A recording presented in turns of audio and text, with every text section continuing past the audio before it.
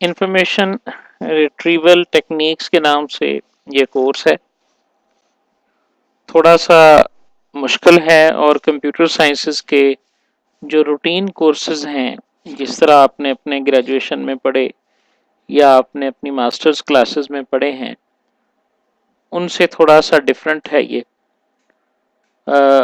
और दूसरा ये है कि इसकी रिकमेंडेड बुक्स जो हैं वो भी अवेलेबल हैं, तो इसलिए उसका सॉल्यूशन मैनुअल आप लोगों ने तलाश करना है। 4 रिकमेंडेड बुक्स हैं जिसमें से ये कोर्स जो है वो डिज़ाइन किया गया है। और मेरा ख्याल है कि मुझे याद है कि टेलीग्राम का जो ग्रुप है दानिश कदा का, उसके ऊपर ये चारों बुक्स जो हैं वो अपलोड कर दी गई थी। अगर आपने इनके लेक्चर सुने हैं सर अदनान के, फिर तो बहुत अच्छी बात है। बहुत ही अच्छे तरीके से उन्होंने इसको एक्सप्लेन किया है। टॉपिक्स इतने ज़्यादा नहीं है, लेकिन चूंकि टेक्निकल कोर्स है इसलिए एक्सप्लेनेशन बहुत ज़रूरी है, उसको समझना, ताकि आप इसके न्यूमेरिकल टाइप के जो क्वेश्चंस हैं उनको अच्छे तरीके से सॉल्व कर सकें। जो क्वेश्चन आपका इससे रेलेवेंट होगा वो आप जो है ना वो साइड चैट विंडो में जो है ना वो उसी वक्त कर सकते हैं। हमारी जो बुक है इंफॉर्मेशन रिट्रीवल टेक्निक्स के नाम से बुक है, डी मैनिंग की, क्रिस्टोफर डी मैनिंग के नाम की बुक है। मैंने ऑलरेडी बताया आपको अवेलेबल होगा। उसके पहले 7 चैप्टर्स जो हैं ये हमारा मिड का सिलेबस है। चैप्टर्स छोटे छोटे ही हैं, बल्कि चैप्टर्स में से कुछ आर्टिकल्स हैं, जैसे कुछ लेक्चर्स वो पहले में से है, पहले के बाद वो डायरेक्ट छठे लेक्चर्स में से कुछ टॉपिक्स हैं, देन फिर इसी तरह, लेकिन कंटिन्यूसली 1 2 3 4 5 6 एंड 7 चैप्टर्स हैं।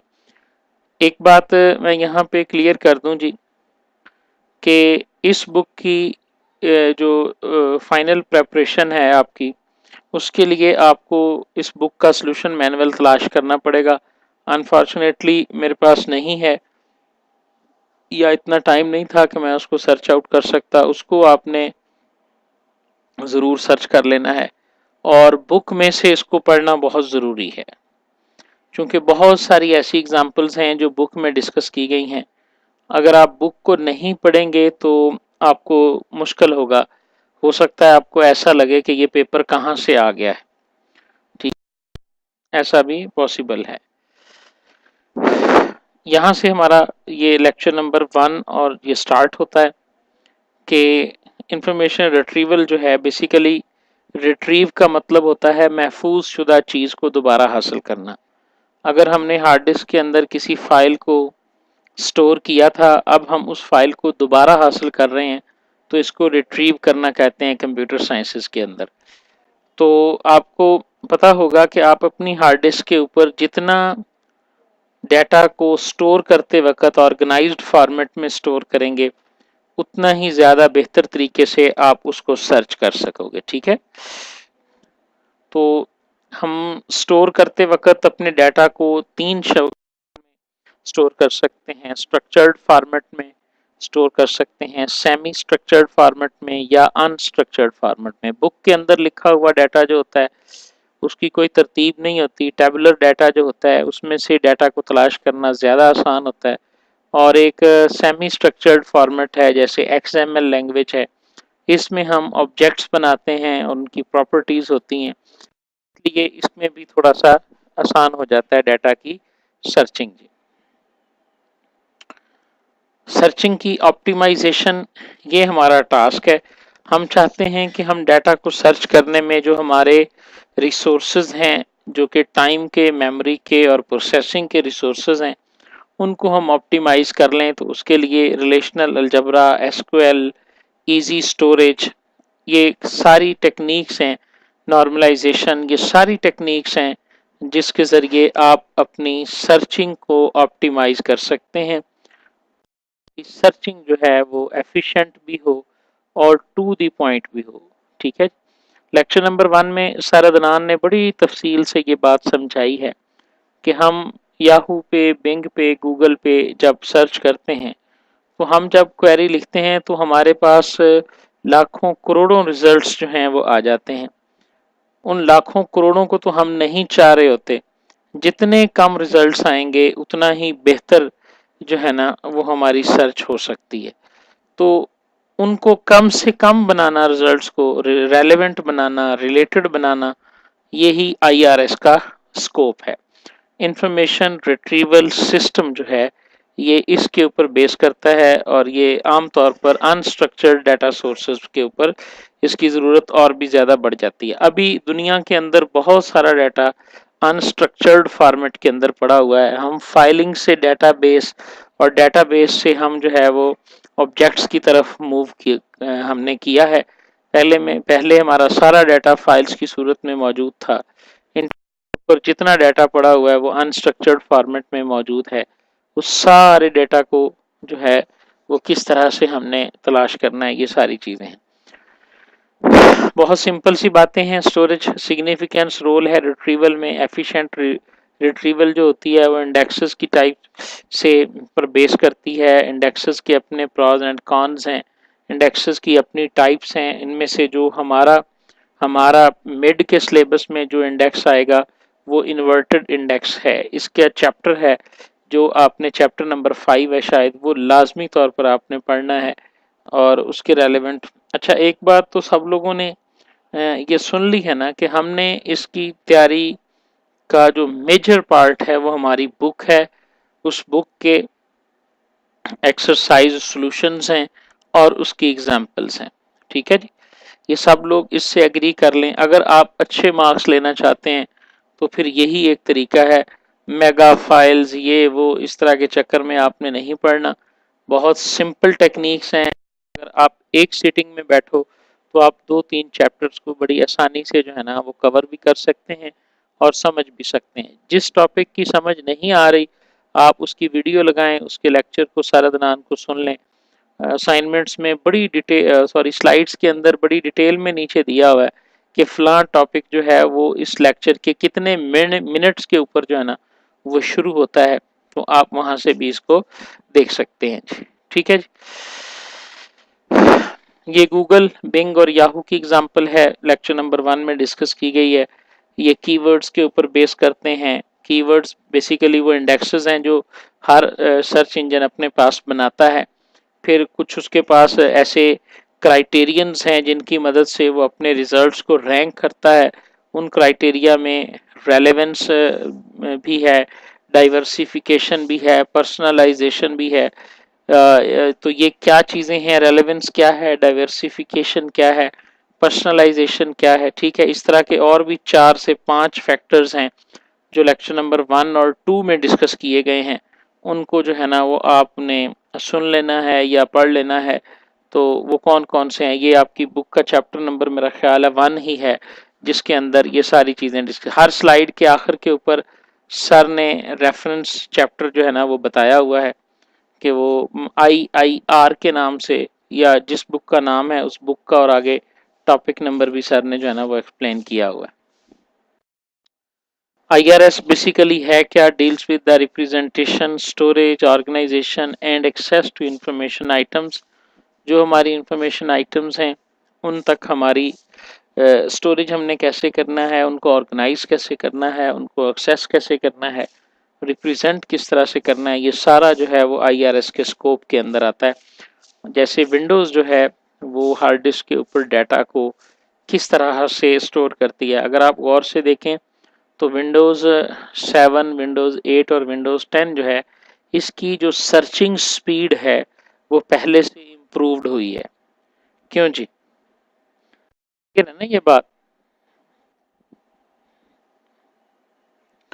कि हमारे पास जो विंडोज़ 7 के बाद जो वर्जन्स आए हैं उनकी जो डाटा की सर्चिंग स्पीड है ना ऑन हार्ड डिस्क तो वो ज़्यादा बेहतर हो गई है।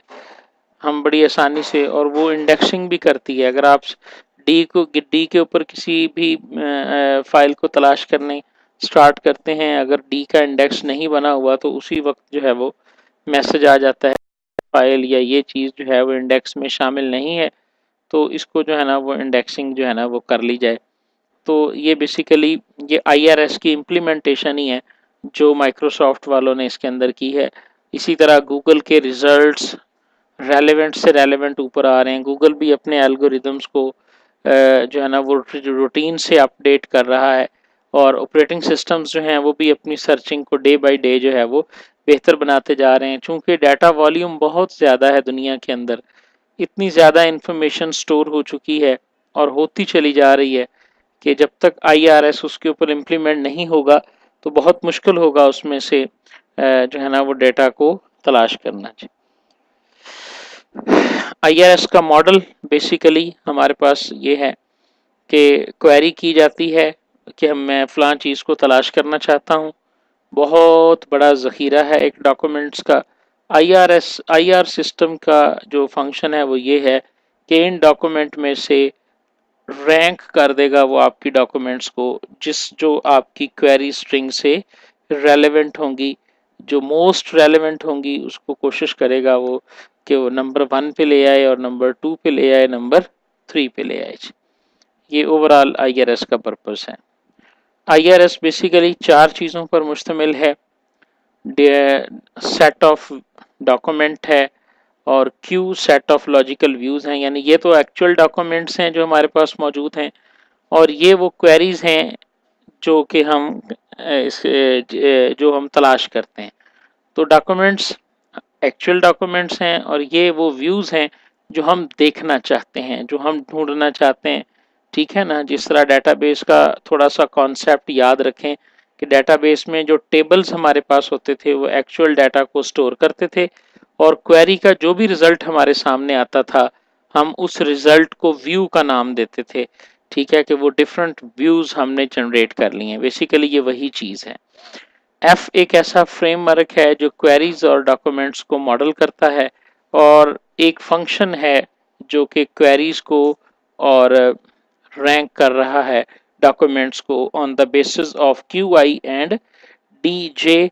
Document logical view and query logical view, इन दोनों के ऊपर एक फंक्शन ऐसा है। ये फंक्शन बेसिकली टेक्निक्स हैं, जो डिफरेंट टेक्निक्स हम पढ़ेंगे इसके अंदर, जिसके ज़रिए हम रैंकिंग करते हैं जी। हाँ जी, 331 काइंडली अपना नाम बता दें, 586 भी अपना नाम मेंशन कर दें ताकि उनको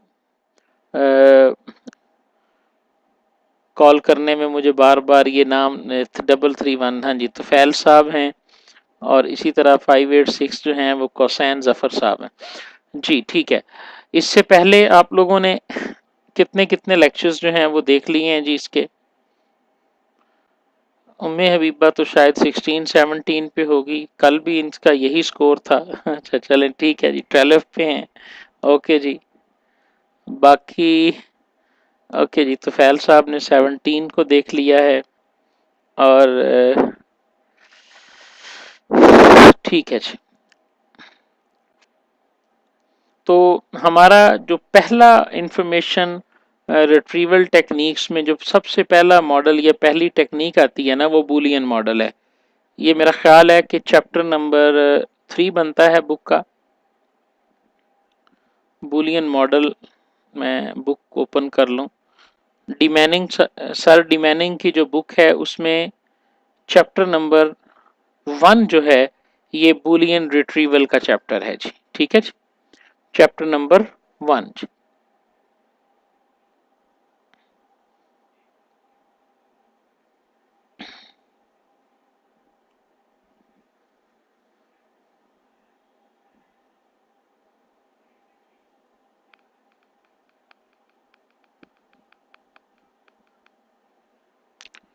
जी मैं यकीनन शेयर कर देता हूँ जी बुक, बल्कि मैं पहले ही शेयर कर देता हूँ ताकि टेलीग्राम में ऐड हैं सब लोग।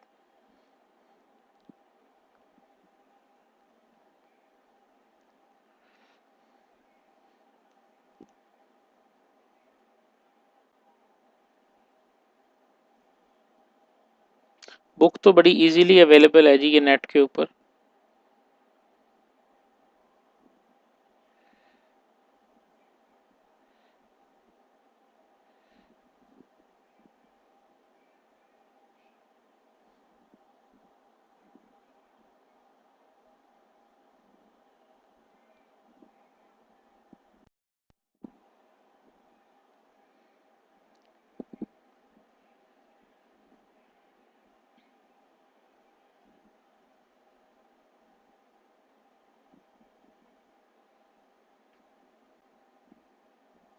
ओके जी, आई थिंक ये लिंक है जी, यहाँ से ये बुक जो है ना वो डाउनलोड कर लें आप, ताकि हो सकता है हमें बुक को रेफ़र करना पड़े। तो हाँ जी, बिल्कुल यही बुक है जो मेरे पास कॉपी है, 581 पेजेस हैं इसके। सॉल्यूशन मैनुअल आपने खुद ढूंढना है, और बल्कि ढूंढ के जो है उसको टेलीग्राम पे भी शेयर करना है, ठीक है जी। और ठीक है जी, हाँ जी।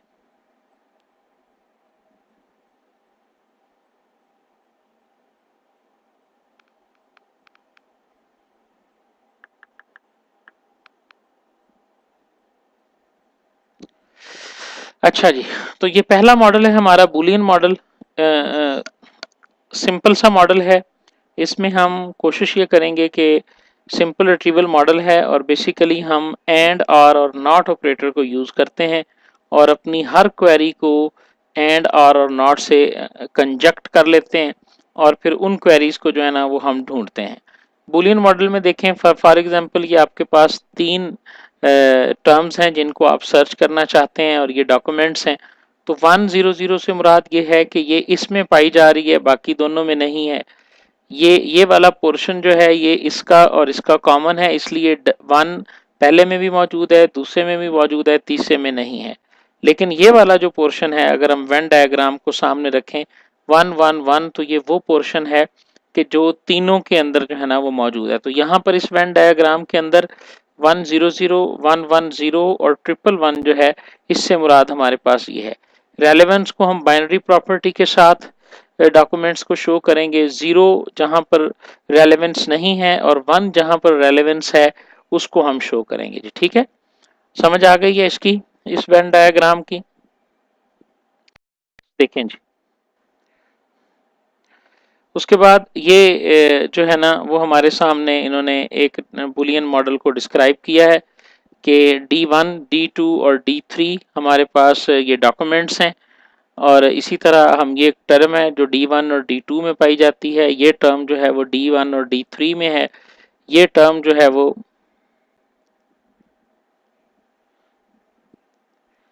ये वेन डायग्राम आपको नजर आ रही हैं जी खैल साहब, ये आपकी लेक्चर स्लाइड्स में ही मौजूद हैं।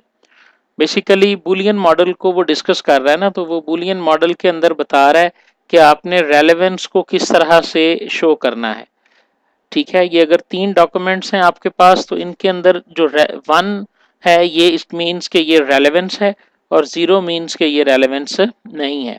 तो इस वेन डायग्राम में आप देखें, ये वाला पोर्शन हमारा वो है जिसमें तीनों रेलेवेंट हैं, तो इसलिए हमने 111 इसके अंदर शो कर दिया, जो कि रेलेवेंस को शो करता है। ये मॉडल देखें जी, ये बुलियन मॉडल है जी आपके पास।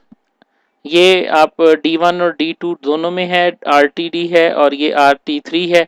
ये डॉक्यूमेंट्स हैं आपके पास, ये आपके पास टर्म्स हैं, यानी RTL जो है ये D1 D2 में है, इसी तरह ये D1 और D3 में है। आपने क्वेरी दी कि T1 को मैं फाइंड करना चाहता हूँ, ठीक है जी।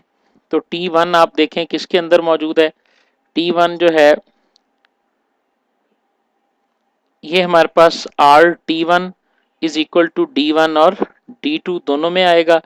फिर हमने कहा T1 एंड T2, तो एंड जो है ये बुलियन मॉडल के अंदर चेंज हो जाएगा इंटरसेक्शन के अंदर, और जो है ये चेंज हो जाएगा यूनियन के अंदर, और नॉट जो है ये चेंज हो जाएगा नॉट ऑपरेटर के साथ, ठीक है जी। नॉट ऑफ RT1 लिखा हुआ है, तो नॉट ऑफ RT1 से मुराद हमारे पास क्या है कि D1 और D2 के अलावा ये D3 है, तो यहाँ पर D3 आ जाएगा जी। इस स्लाइड की समझ आ गई जी कि इसमें किस तरह से इंटरप्रेट किया हुआ है।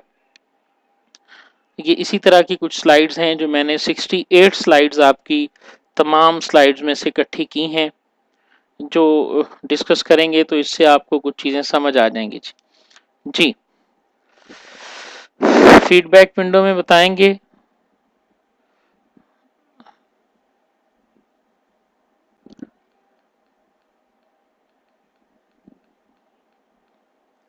ठीक है जी, ओके जी, नेक्स्ट मूव करते हैं जी। नेक्स्ट स्लाइड हमारे पास ये बुलियन की है, जिसमें हमने एक एल्गोरिदम उसने शो किया है कि हम क्वेरी को किस तरह से प्रोसेस करते हैं। आपके पास टी ए एक क्वेरी है और एक आपके पास टी बी क्वेरी है। तो अगर इन दोनों के दरमियान एंड का ऑपरेटर है, ये एंड का ऑपरेटर है, तो हम क्या करेंगे, ये तरतीब है इसकी कि locate T A in dictionary, retrieve it's posting, locate T be in the dictionary, retrieve posting and merge the two postings. ठीक है, जिस तरह उसने ये बताया कि टी ए को उसने फाइंड किया, ये 2 में है, 4 में है, 8 में है, सारी पोस्टिंग्स को रिट्रीव किया टी ए की, फिर टी बी की पोस्टिंग को रिट्रीव किया। ये बेसिकली हमने पढ़ना है आगे भी कि हम क्वेरी को किस तरह से प्रोसेस करते हैं। तो बेसिकली ये एक एल्गोरिदम हो गया क्वेरी प्रोसेसिंग का using Boolean model with and operator. ठीक है जी, ये भी क्लियर है। आगे देखें जी, हमारे पास इस स्लाइड के अंदर वो बता रहा है कि आपके पास ऑर्डर ऑफ इवैल्यूएशन क्या है। 2 ऑर्डर ऑफ इवैल्यूएशन आप यूज कर, जिस तरह वो ऑपरेटर प्रेसिडेंस नहीं हम पढ़ते थे मैथमेटिकल ऑपरेटर्स की, तो ये बेसिकली वो चीज है जी। हाँ जी, इस स्लाइड की समझ है सबको? ये जो स्लाइड है आप सबने, चूंकि आपने बोला कि आपने, तो इसमें आप देखें कि T1 T2 T3 है और आगे वो डॉक्यूमेंट्स हैं जिसके अंदर ये टर्म पाई जाती है। जैसे T1 इन 4 डॉक्यूमेंट्स में, T2 जो है वो इन 5 डॉक्यूमेंट्स में और T3 ये है। हमने एक ऐसी क्वेरी लिखी जिसमें हम T1 और T2 या T3 को जो है ना वो फाइंड करना चाहते हैं। ये हमारी क्वेरी है। हाँ जी, क्लियर है ये। तो हमारे पास हमारा डॉक्यूमेंट सेट कौन सा आएगा इस क्वेरी को जब हम एग्जीक्यूट करेंगे? तो अगर हम लेफ्ट टू राइट करते हैं फ्रॉम द लेफ्ट, तो हम पहले D3 और D5 जो है और उसका यूनियन लेंगे D4 D6 और D8 के साथ। इसका क्या मतलब है? इसका मतलब है कि T1 और T3 टर्म का हम यूनियन ले रहे हैं और बेसिकली हमने फ्रॉम लेफ्ट टू राइट किया। T1 और T2 का जब इंटरसेक्शन लिया तो ये हमारे पास सेट आया D3 और D5। अब इसका यूनियन हम लेंगे T3 के साथ, तो हमारे पास आंसर जो आएगा वो ये 5 डॉक्यूमेंट्स आएंगे जी। जी, क्लियर हुआ है सबको ये तारिक साहब? हाँ जी, क्लियर है। और इसी तरह अगर हम राइट से करेंगे तो हमारे पास आएगा वो ये आएगा D3 और D5। ये दोनों सूरतें उसने बताई हैं, लेकिन जो असल सूरत है वो ये है कि स्टैंडर्ड एवेल्युएशन प्रायोरिटी क्या है कि पहले एंड को सॉल्व करेंगे, फिर नॉट को सॉल्व करेंगे और फिर आर को सॉल्व करेंगे। ये स्टैंडर्ड एवेल्युएशन प्रॉपर्टी है। हाँ, अलबत्ता आपको कहा जाता है कि फ्रॉम राइट और लेफ्ट करके देखें कि रिजल्ट सेम आता है या नहीं आता, तो फिर आपने उस हिसाब से इसको सॉल्व करना है। ठीक है जी, ये कुछ चीज़ें लेक्चर नंबर 1 और 2 में से हैं जो थ्योरेटिकल चीज़ें हैं, ये आपने खुद से देख लेनी है जी। फिल्टरिंग क्या है, बुलियन मॉडल के ड्रॉबैक्स क्या हैं और बुलियन मॉडल की कंसिडरेशन क्या है, एवेल्युएशन ऑफ बुलियन क्वेरीज क्या हैं और पोस्टिंग लिस्ट इंटरसेक्शन, ये थ्योरेटिकल आपको स्लाइड नंबर 1 में आपको लेक्चर नंबर 1 और 2 में मिल जाएंगे, या फिर आप जो डिमैनिंग की बुक है उसमें आप इसको रीड कर लीजिएगा, बड़ी आसानी से ये चीज़ें आपको वहाँ पे मिल जाएंगी। लेक्चर नंबर 3 बुलियन मॉडल ही है हमारा, चैप्टर नंबर 1 है और इसी तरह चैप्टर नंबर 6 के कुछ वेक्टर मॉडल हैं जो इसके अंदर डिस्कस किया गया है। बुलियन रिट्रीवल मॉडल में ये स्लाइड हमें फ़र्क बता रही है कि सेट में और बैग में क्या फ़र्क होता है, क्योंकि बुलियन मॉडल के अंदर हम सेट को यूज़ करते हैं, लेकिन जो हमारा नेक्स्ट मॉडल आ रहा है जिसको हम वेक्टर मॉडल कहते हैं, तो उसके अंदर हम बैग को यूज़ करते हैं। तो सेट में और बैग में फ़र्क का पता है जी? सेट में और बैग में क्या फ़र्क है?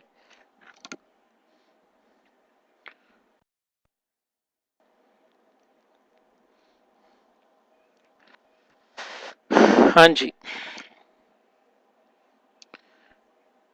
हाँ जी, ओके जी। बैग में सिमिलर थिंग्स भी आ जाती हैं। तो फैल साहब ने ठीक कहा, तारिक साहब, कि इसमें हम सेट के अंदर एक तो सिमिलर चीज़ें नहीं आती और दूसरा इनकी ऑर्डर जो है वो कोई मायने नहीं रखता। इसमें कोई ऐसा नहीं आप इसको जिस तरह मर्जी लिख दें।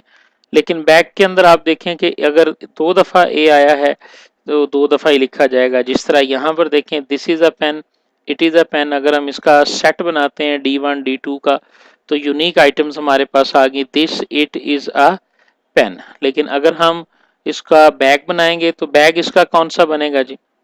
हाँ जी, इन्हीं स्टेटमेंट्स का अगर हम बैग बनाएंगे तो क्या बनेगा जी? गुड, इसका बैग बनाएं जी, तो बैग इसका क्या बनेगा जी? बैग टाइप करके देखें जी, ठीक है, एक छोटी सी एक्सरसाइज टाइप हो जाएगा। तो ये बैग इसका बन जाएगा, दिस भी आ जाएगा, इज आ जाएगा, आ जाएगा, और पेन पेन आ जाएगा। तो इस तरह नहीं, ये तो हैल साहब, ये तो सेट बन गया ना। हाँ, इज 2 दफा आएगा, आ भी 2 दफा आएगा, और पेन जो है ये भी 2 टाइम्स आ जाएगा। तो इस तरह हम रिपीट करके जब लिखेंगे तो ये हमारे पास बैग बन जाएगा। इंफॉर्मेशन रिट्रीवल के जो इंग्रेडिएंट्स हैं उसमें, जैसा कि हमने इसकी डेफिनेशन में पढ़ा था, कि रिप्रेजेंटेशन भी इसके अंदर आता है, और ऑर्गेनाइजेशन भी आता है, और स्टोरेज भी इसके अंदर आता है, ठीक है ना। तो रिप्रेजेंटेशन भी इसके अंदर मौजूद है। अब्दुल्ला,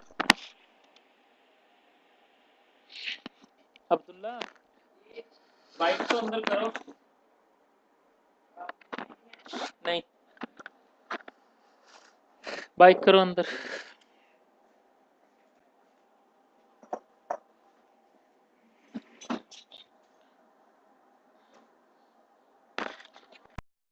जी, तो इसी तरह ये 3 चीज़ें हैं, क्वेरी को फार्मूलेट करना है, और उसके बाद हमने उस क्वेरी को प्रेजेंट कैसे करना है। जिस तरह हमने ये देखा ना बुलियन मॉडल के अंदर, कि हमने डॉक्यूमेंट्स को किस तरह से D1 और टर्म्स को हमने T1 से रिप्रेजेंट किया, फार्मूलेशन के अंदर हमने यूनियन को, इंटरसेक्शन को, एंड को और आर को किस तरह से रिप्रेजेंट किया, और प्रोसेसिंग के अंदर फिर हमने क्वेरी को किस तरह से प्रोसेस किया। तो ये बुलियन मॉडल सबसे एंशिएंट मॉडल है जो यूज़ किया जाता है इंफॉर्मेशन रिट्रीविंग टेक्निक्स के लिए। हाँ जी, यहाँ तक क्लियर हो गया जी। नेक्स्ट देखें जी, हमारे पास बुलियन मॉडल का जो पहला वर्जन है वो वेस्ट लॉ वर्जन है। 1975 के अंदर जो है वो इसको यूज़ किया गया था, और अभी तक जो है वो इसको बहुत सारी ऑर्गेनाइजेशंस जो हैं वो यूज़ करती हैं। बुलियन कमर्शली जो है ना वो काफ़ी सक्सेसफुल है। ठीक हो गया जी। इसके बारे में आपने थ्योरी याद कर लेनी जी। ये दूसरा मॉडल है जी, जिसको सेल्टन ने 1968 के अंदर पेश किया। ये वेक्टर मॉडल है। Vector model represent documents and queries as vectors, ठीक है जी। और इसमें हम जो चीज़ कैलकुलेट करते हैं वो सिमिलैरिटी होगी जो डॉक्यूमेंट्स के दरमियान कैलकुलेट की जाती है, और उस सिमिलैरिटी की बुनियाद के ऊपर जो है वो डॉक्यूमेंट्स को रैंक किया जाता है, या वेक्टर्स और ग्रुप्स की सूरत में। क्योंकि थोड़ा सा आप अपने जहन में रखें, आईआरएस की वो डायग्राम जो हमने तीसरी चौथी स्लाइड में देखी थी, कि आईआरएस ने एक डॉक्यूमेंट कॉर्पस में से डॉक्यूमेंट रैंक्ड फॉर्मेट के अंदर जो है ना वो शो करवा देना है। यहाँ तक सब क्लियर है? देखें जी, ये कुछ चीज़ बताई गई है। Binary term document incidence matrix, ठीक है जी। इससे क्या मुराद है? बहुत ही क्लियर है ये टर्म्स हैं और ये आपकी डॉक्यूमेंट्स हैं। जो टर्म जिस डॉक्यूमेंट में पाई जाती है वहाँ पर 1 लिखा गया है, और जहाँ जिस डॉक्यूमेंट में वो नहीं है वहाँ पर इसको 0 लिख दिया गया है, ठीक है जी। तो ये binary term document incidents matrix है। ये हम रिप्रेजेंटेशन ऑफ वेक्टर मॉडल की पढ़ रहे हैं जी। सिर्फ 0 और 1 के साथ हम इसको रिप्रेजेंट करते हैं। तो 0 मीन्स कि ये टर्म इसमें मौजूद नहीं है, और 1 का मतलब ये है कि ये टर्म इसके अंदर मौजूद है। फिर दूसरी है, देखें पहला टेबल क्या था, बाइनरी टर्म डॉक्यूमेंट, और ये टेबल जो है that this is called term document count matrices. इसके अंदर हम क्या कर रहे हैं कि हर डॉक्यूमेंट के अंदर ये टर्म कितनी बार आ रही है, ये उसकी फ्रीक्वेंसी को मेजर किया जा रहा है। यानी एंटनी जो है ये एस्ट्रोनॉमी, और इस बुक में 157 टाइम्स है, लेकिन इस बुक के अंदर ये 73 टाइम्स है, ठीक है जी। बैग ऑफ वर्ड्स, तो यहाँ से हम जो है वो बैग बनाएंगे। जैसे मैंने जब हम पढ़ रहे थे लास्ट स्लाइड में, तो मैंने कहा था कि हम सेट्स और बैग्स की बात करेंगे। Vector representation does not consider the ordering of words in a document. ठीक है जी। मसलन John is quicker than Mary and Mary is quicker than John have the same vector. जब हम इसको वेक्टर बनाएंगे तो ये सेम वेक्टर बनेगा। This is called bag of the words model के, इसमें हमने बैग को क्रिएट कर लिया।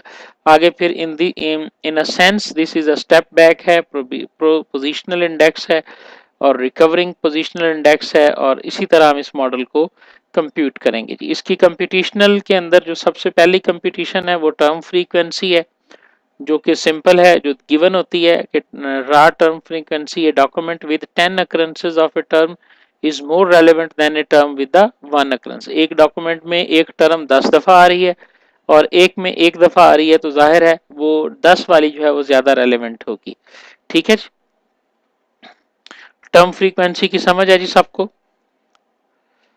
मैं मुझे मतलब मैं इस परसेप्शन के साथ ये चीज़ें थोड़ा सा तेज़ी से बता रहा हूँ कि आपको ये चीज़ें सिंपल हैं और इससे रेलेवेंट चूँकि हमारी असाइनमेंट भी आ चुकी है, तो इसलिए टर्म फ्रीक्वेंसी आ गया जी। उसके बाद लॉग फ्रीक्वेंसी वेटिंग, ये एक फार्मूला है जो गिवन है आपके पास 1 प्लस लॉग बेस 10 और टर्म फ्रीक्वेंसी। ठीक है जी, ये एक फार्मूला है।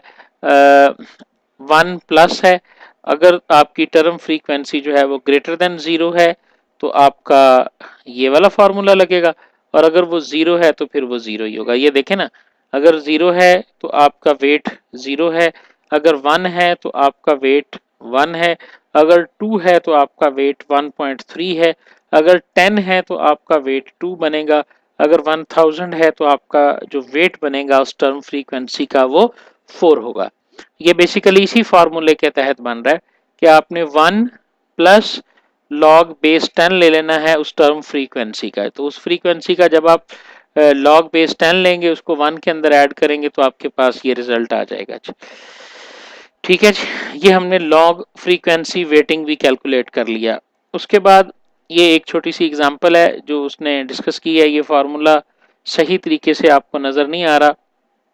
ये basically n divided by document frequency है, यानी ये इसको हम डिवाइड कर रहे हैं n के ऊपर। तो n हमारे पास 1 मिलियन है।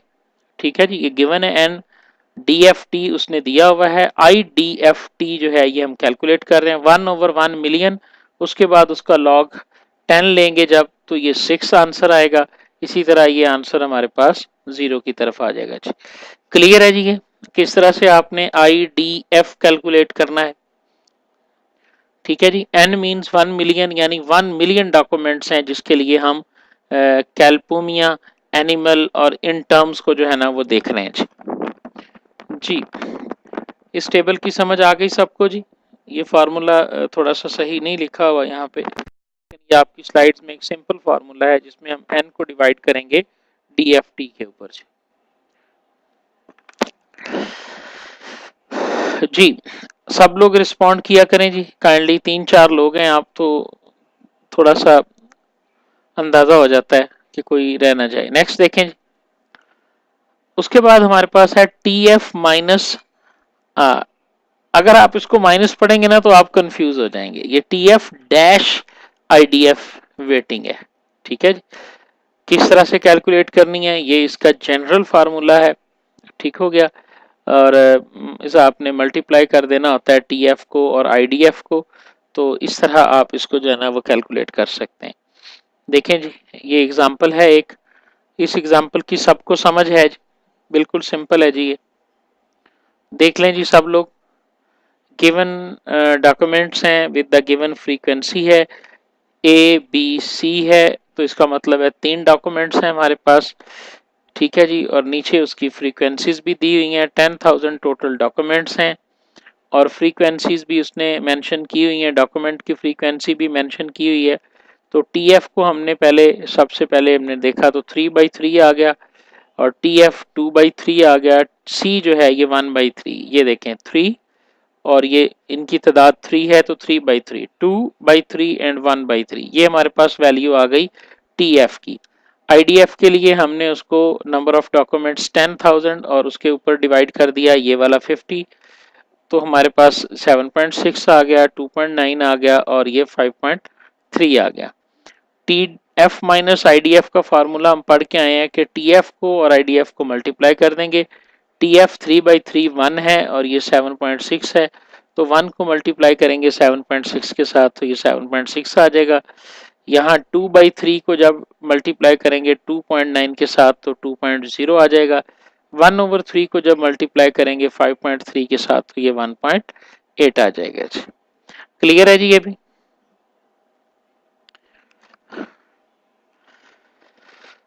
ओके जी, नेक्स्ट चलते हैं।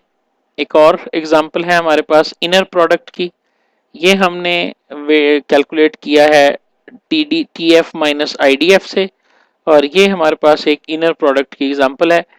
इसमें आप देखें कि ये D1110 ये ऊपर टर्म्स लिखी हुई हैं, और डॉक्यूमेंट का मतलब क्या है जी? 1 का मतलब एग्जिस्ट करना, 0 का मतलब एग्जिस्ट ना करना, और क्वेरी में जो 101001 इससे मुराद ये है कि इस क्वेरी के अंदर आप इस टर्म को सर्च कर रहे हैं, इसको सर्च नहीं कर रहे, इसको सर्च कर रहे हैं और इसको सर्च नहीं कर रहे। तो टोटल हमारे पास ये बनती हैं 7, 1 2 3 4 5 6 7, तो वेक्टर हमारा 7 का है। ठीक है जी। तो सिम ऑफ डी क्यू जो है वो 3 के बराबर है। ये सिम ऑफ डी क्यू ये बहुत सिंपल है कैलकुलेट करना। डी और क्यू को हमने मल्टीप्लाई करना है। 1 इंटू 1 1 हो गया, प्लस 1 इंटू 0 0, प्लस 1 इंटू 1 फिर 1, प्लस 0 इंटू 0। तो इस तरह जब आप इन 7 टेबल की वैल्यूज को प्लस करेंगे तो जहां पे 1 1 है ये 3 हमारे पास आ जाएगा। क्लियर है जी? उसके बाद ये इक्वेशंस आपको गिवन है। D1 की इक्वेशन गिवन है 2T1 3T2 एंड 5T3। तो इसी तरह D2 की इक्वेशन गिवन है 3T1 7T2 एंड 1T3। तो Q भी आपको गिवन है 0T1, यानी T1 को हम फाइंड नहीं कर रहे, T2 को फाइंड नहीं कर रहे, T3 को फाइंड कर रहे हैं। अब आप सिमिलैरिटी फाइंड कर रहे हैं D1 और Q में, तो D1 का ये वाला पार्ट और यहां से इसका coefficient 2 into 0, 3 into 0 and 5 into 2, तो ये आपके पास 10 बचेगा। क्लियर है जी ये भी? और इसी तरह D2 की सिमिलैरिटी भी आप फाइंड कर सकते हैं, और सिम ऑफ D1Q और सिम ऑफ D2Q जो है वो फाइंड की जा सकती है। हाँ जी, इनर प्रोडक्ट क्लियर है जी। ये भी एक एग्जांपल थी इनर प्रोडक्ट की, और लास्ट एग्जांपल जो थी वो हमारे पास दूसरी प्रोडक्ट की थी जी। नेक्स्ट हमारे पास कोसाइन सिमिलैरिटी की एग्जांपल आ गई है जी। ठीक है जी। Cosine similarity measures the cosine of the angle between two vectors. Basically ये फिजिक्स का टॉपिक है कोसाइन सिमिलैरिटी, लेकिन अगर आपके पास टू वेक्टर्स मौजूद हैं, जैसा कि ये वेक्टर है, ये D1 भी एक वेक्टर है, D2 भी एक वेक्टर है और Q भी हमें मौजूद है, तो हम इनकी कोसाइन जो है ना वो फाइंड आउट कर सकते हैं। ठीक है जी। तो देखें D1Q के लिए हम क्या करेंगे, 10। ये 10 कहाँ से आया? ये बेसिकली हमने उसकी सिमिलैरिटी को लिया है जो पीछे हम कैलकुलेट करके आ गए हैं। 2 इंटू 0, 3 इंटू 0 एंड 5 इंटू 2, तो ये प्लस हो गया 10। और नीचे हम क्या करेंगे कि इनके स्केयर लेंगे, जो D1 में 2 का स्केयर 4 हो गया, 3 का स्केयर 9 हो गया, 5 का स्केयर 25 हो गया, 4 9 एंड 5। और इसके बाद इसके 0 प्लस 0 प्लस 4, यानी ये 0 प्लस 0, और इस 2 का भी स्केयर लेंगे। ठीक है जी। इसको और इसको जमा करके अंडर रूट लेके 10 पे डिवाइड करेंगे तो सिंपली हमारे पास जो है वो 0.81 जो है ये कोसाइन सिमिलैरिटी आ गई है D1 और Q की। समझ आ गई है जी इस फार्मूले की? जी, ये फार्मूला क्लियर है जी सबको, किस तरह से हमने इसको एवेल्युएट किया है? ठीक है जी। इसी तरह हमने कोसाइन सिमिलैरिटी D2 की फाइंड की, तो इसके बाद हमने जो रिजल्ट फाइंड आउट किया है वो ये है, डिवाइड किस पर किया है। हाँ जी, ये देखें ना, डिवाइड हमने 10, ये इक्वेशन है ना कि आप सिमेशन ले लो वेट का IJ और IQ के साथ। ये 10 जो है ये आया है जब हम D1 और Q को मल्टीप्लाई कर रहे हैं, 2 इंटू 0, 3 इंटू 0, 5 इंटू 2, तो ये 10 आ गया जमा करके, डिवाइडेड बाई इन्हीं के वेट्स को इनफरादी तौर पर लेना है लेकिन स्केयर लेना है। ठीक है जी। इस 2 का स्केयर 4, 3 का स्केयर 4 और 5 का स्केयर, फिर उसके बाद इस 0 का और 2 का, इन सब को आपस में जमा करना है, इसका अंडर रूट लेना है, फिर जो 10 को उसके ऊपर जो है ना वो हमने डिवाइड करना है जी। तो फैल साहब समझ आ गई इसकी, ठीक है। इस तरह आपके पास ये 0.81 और 0.13 आ गया, ठीक है जी। तो यहाँ से जो रिजल्ट शो हो रहा है वो क्या है जी कि D1 जो है इसकी कोसाइन सिमिलरिटी 0.81 है, तो it's 6 time better than D2 using cosine similarity, ठीक है जी। और इनर प्रोडक्ट में हमारे पास 10 इंटू 2 आया था, तो इसका मतलब था कि D1 जो है वो 5 टाइम्स बेटर थी, और यहाँ हमारे पास जो है वो कोसाइन में हमें बता रहा है कि वो 6 टाइम जो है वो बेटर है, यानी हमारा रिजल्ट जो है वो और ज्यादा रेलेवेंट शो हो रहा है जी। बात की समझ आ गई जी। इनर प्रोडक्ट के जरिए और आपने कोसाइन सिमिलरिटी के जरिए किस तरह से साबित करना है कि कौन सी डॉक्यूमेंट जो है वो बेटर है दूसरे से जी। ये कुछ कोसाइन सिमिलरिटी के मेजर्स हैं और उनके फार्मूला बताए गए हैं जी। इनर प्रोडक्ट के लिए बाइनरी टर्म वेक्टर ये है, और वेटेड के लिए हम इसको समेशन के साथ यूज कर लेंगे। ये चीजें आपके सामने बताई गई हैं। और जैकार्ड कॉफिशेंट जो है ये भी बड़ा इंपॉर्टेंट है, इसकी एग्जांपल भी आगे हमारे पास आएगी। ये कुछ फार्मूलाज हैं, ठीक है जी। दो ही वैल्यूज दी हुई हैं, जो वैल्यू ये दोनों हमने कर ली हैं, ये वाली और ये वाली इनर प्रोडक्ट वाली।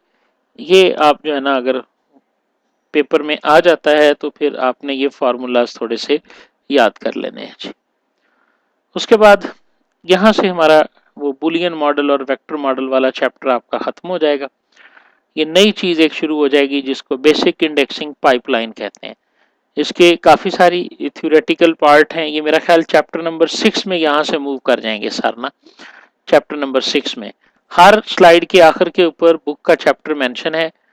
मैं दोबारा से कर रहा हूँ, बुक के चैप्टर्स को रीड करना, इसके सोल्यूशन मैनुअल को फाइंड करना, और सोल्यूशन जो एक्सरसाइजेज में सोल्यूशन दिए हुए हैं उनको याद करना, ये इस कोर्स का हिस्सा है। याद रखिएगा इसको, बिल्कुल कतई तौर पे आपने ये नहीं समझना जिस वीयू के कोर्स की बुक अवेलेबल है और सोल्यूशन मैनुअल अवेलेबल है, टीचर जो है वो उसका सवाल उस बुक के सोल्यूशन एक्सरसाइज में से दे सकता है। अगर आप में से सब लोगों ने 701 पास किया हुआ है, मेरा ख्याल है 701 सबका पास होगा, तो आपने देखा होगा कि 701 का जो पेपर था, हाँ जी, वो सारे का सारा आपके चैप्टर्स की एक्सरसाइजेस के क्वेश्चंस होते थे, या उसके चैप्टर्स की जो एग्जांपल्स थी वो थी। क्लियर है ना, ये इसी तरह था। अब्दुल्ला पानी, ओके जी। ये एक टॉपिक आपका शुरू हो जाएगा जी, इन्वर्टेड इंडेक्स क्या होता है। चैप्टर नंबर 5 है, इंपॉर्टेंट चैप्टर है आपके लिए। इन्वर्टेड इंडेक्स उन्होंने बताया है, देखें ये उसने डायग्राम बताई है, ये आपकी इंडेक्स फाइल है जिसमें आपने इंडेक्सिंग की हुई है इंफॉर्मेशन को, ये आपकी फ्रीक्वेंसी को शो कर रहा है। उसके बाद आप फिर एक इंडेक्स नया जनरेट करते हैं जो कि इन्वर्टेड इंडेक्स कहलाता है। किस तरह से इसने जनरेट होना है, क्या क्या चीज़ें इसके अंदर हैं, इसकी जनरेशन के एतबार से कॉज कॉन्स एडवांटेजेस टेक्निक्स, ये सारी जो है ना वो आपने याद करनी है। ये एल्गोरिदम बहुत अच्छे तरीके से आपने याद करना है जी। ये बेसिकली एल्गोरिदम है इन इन्वर्टेड इंडेक्स को क्रिएट करने का। Create an empty hash map है, फिर डॉक्यूमेंट है, और इस तरह वन बाय वन करके किस तरह से आपने इसको क्रिएट करना है।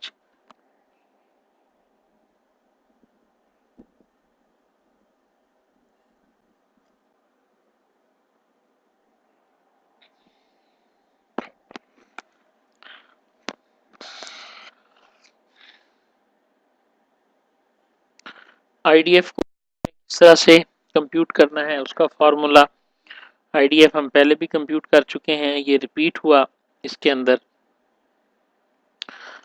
ये स्लाइड भी अच्छे तरीके से आपने याद कर लेनी है। इंडेक्सिंग की टाइम कॉम्प्लेक्सिटी क्या है, अगर इसके एमसीक्यूज आते हैं तो ये वहाँ पर आपको ज़्यादा हेल्पफुल होगा, या अलहदा से भी ये पूरी की पूरी स्लाइड जो है वो एज अ क्वेश्चन आ सकती है। What are the time complexities of indexing, तो आपने बताना है ओ की एन क्या है, और ये सारी टाइम कॉम्प्लेक्सिटी बताई हुई है, इसको एज इट इज़ आपने लर्न कर लेना है। इन्वर्टेड क्वेरी रिट्रीवल एफिशिएंसी के बारे में भी। ये स्लाइड मुझे इम्पोर्टेंट लगी थी इसलिए मैंने इसके अंदर शामिल कर लिया। ये भी आपको याद करना पड़ेगा। ये देखें, उसने एक छोटा सा केस बनाया है कि on average a query word appear in B documents. कहते हैं फ़र्ज़ करें कि एवरेज ये है कि एक क्वेरी वर्ड जिसको हम तलाश करते हैं वो बी डॉक्यूमेंट में मौजूद है। ये Q1 Q2 से लेकर Qn तक हमारी क्वेरीज हैं सारी, और ये डॉक्यूमेंट्स हैं, लेकिन आमतौर पर वो बी में से जो है ना वो तलाश करता है। तो हम रिट्रीवल टाइम कौन सा लेंगे? ये ओ फॉर सिंपैथेटिकली ओमेगा से है, हम क्यू का बी के साथ लेंगे which is typically much better than. अगर हम ये वी से मुराद तमाम डॉक्यूमेंट्स का पूरी क्वेरी का एन के साथ लें, वो यकीनी तौर पर वो टाइम हमारा ज़्यादा होगा। लेकिन अगर हम इस क्वेरी को सिर्फ बी के लिए सर्च करेंगे तो हमारे पास ये टाइम जो है ना वो कम होगा, चूंकि ऑन एवरेज ये बात आ रही है कि ये वर्ड जो है वो बी डॉक्यूमेंट में फाइंड करता है। अगर हम ह्यूरिस्टिकली या वो जो ग्रीडी एल्गोरिदम आप पढ़ कर आए हैं, ग्रीडी अप्रोच आप पढ़ कर आए हुए हैं डाटा स्ट्रक्चर के अंदर के, उसके अंदर हम एक जो है ना वो ग्रीडी वेरिएबल को देखते हैं जो कि किसी ना किसी मैथमेटिकल रूल के मुताबिक हम अप्रोच लेते हैं। तो यहाँ पर हम इस एवरेज की बुनियाद पर अगर ग्रीडीली इसको क्यू और बी के ऊपर सर्च करते हैं तो डेफिनेटली हमें ये वर्ड जल्दी मिल जाएगा एज कंपेयर टू हम सारे डॉक्यूमेंट्स के ऊपर इसको सर्च करेंगे एन के ऊपर। ये एक छोटी सी बात उसने इन्वर्टेड क्वेरी के हवाले से यहाँ समझाई है जी। 7th लेक्चर जो हैं जी हमारे हो चुके हैं, ठीक है जी। हाँ जी, कितने मुश्किल हैं जी ये, पता भी नहीं चला आपको, और आपने 7 लेक्चर जो हैं वो समझ लिए हैं। इसी तरह है, मैंने थोड़ा सा शेयर किया था बेटे कि हम लोगों का प्रॉब्लम, हम चूंकि प्रोफेशनल लोग हैं, आप भी यकीनन सारे काम करते होंगे, जॉब करते होंगे, प्रॉब्लम हमारी टाइम है कि हम इसको कितना टाइम देते हैं। कोई भी सब्जेक्ट मुश्किल है नहीं है, वीयू का आसान नहीं है। आप CS708 को टाइम ना दें तो वो भी आपके लिए स्कोर अच्छा नहीं लेके आएगा, जिसको सारी दुनिया आसान कहती है।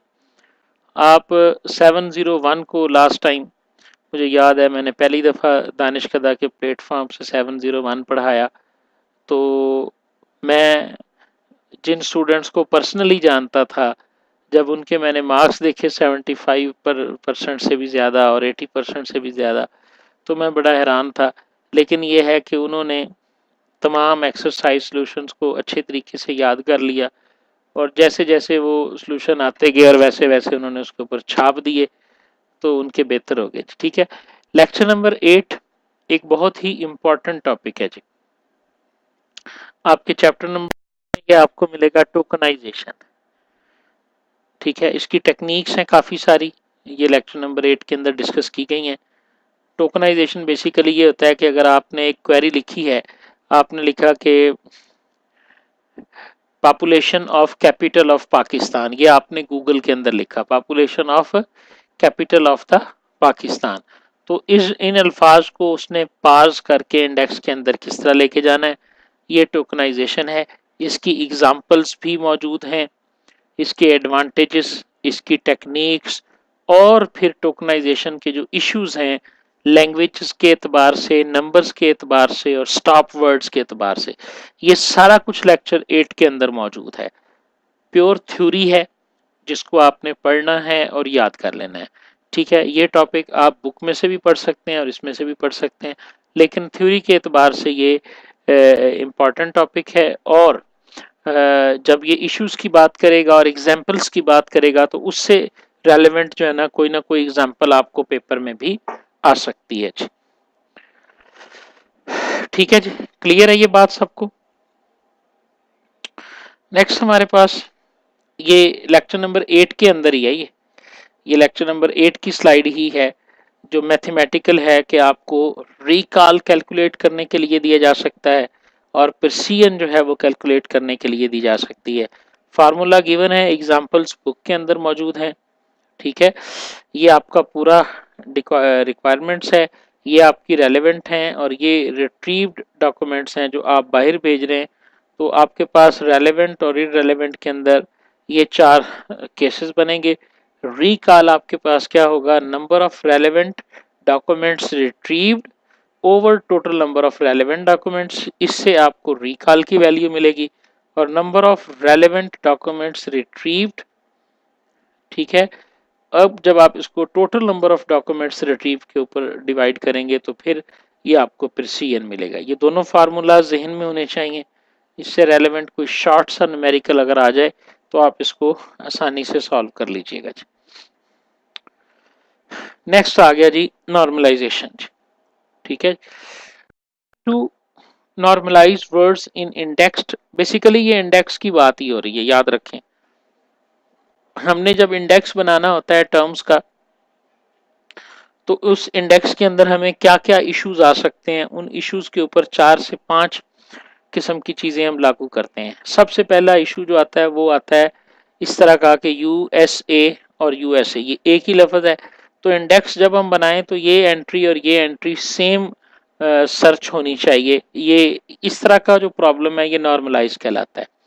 टोकन्स जो हमने टोकनाइज किया, अलग-अलग कर लिया वर्ड्स को, tokens are transformed to terms which are then entered into the index, ठीक है। हम एक स्ट्रिंग के टोकन बनाते हैं, उन टोकन को फिर हम टर्म्स बना के इंडेक्स।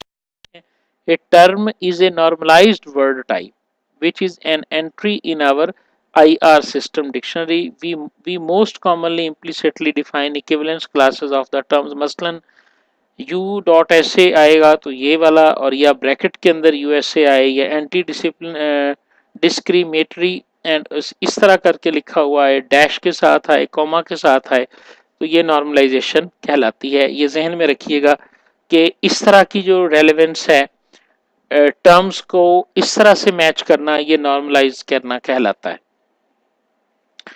केस फोल्डिंग में क्या है कि आप